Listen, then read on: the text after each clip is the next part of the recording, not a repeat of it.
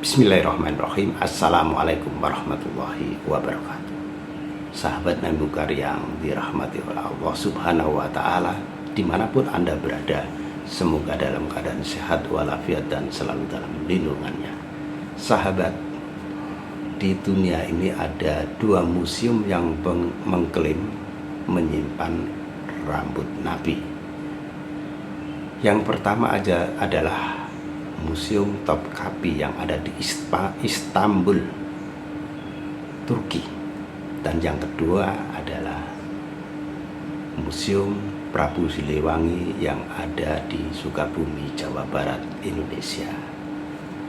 Nah, helai rambut Nabi itu disimpan sedemikian rupa dan begitu rapi penyimpanannya. Para pengunjung tidak boleh menyentuhnya, hanya bisa melihat.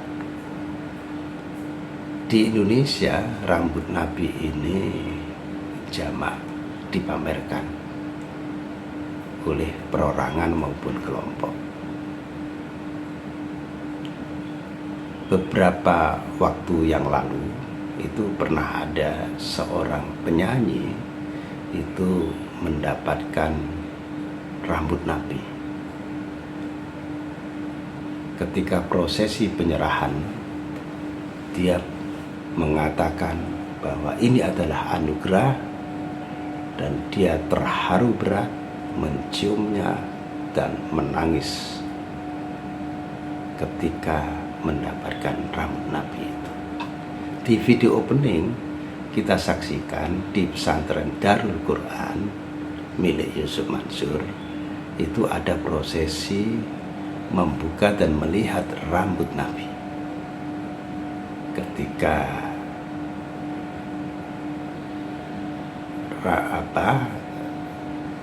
rambut Nabi yang dibungkus oleh kain itu dibuka, maka ada seorang habib yang langsung memberikan hormat kepada rambut itu.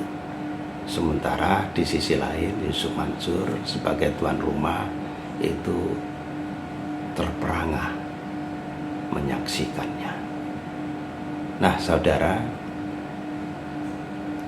pertanyaan yang perlu diajukan adalah apakah benar itu rambut Nabi? Bagaimana cara memverifikasinya? Apakah kita percaya begitu saja? Dan kalau toh benar itu rambut Nabi, lalu apa manfaatnya untuk kita? Karena apa? Rasulullah Shallallahu Alaihi Wasallam itu mewariskan dua, Kitabullah Al-Quran dan Sunnatul Rasul. Inilah warisan Rasulullah yang perlu kita pegang, kita pelajari, lalu kita amalkan.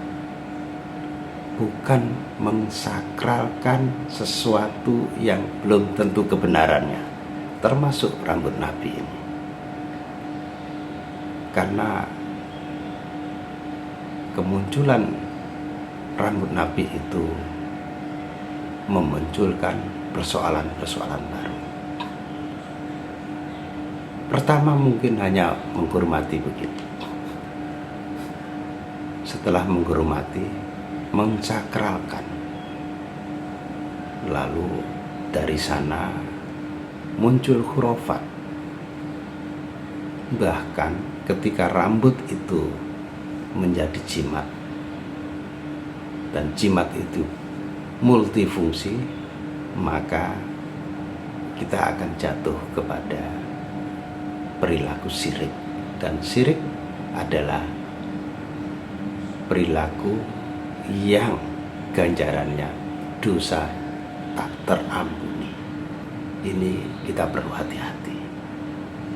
Jadi jikapun ada yang mengklaim mendapat surban Nabi, punya terompah Nabi, punya helai rambut Nabi, sepanjang itu untuk pribadi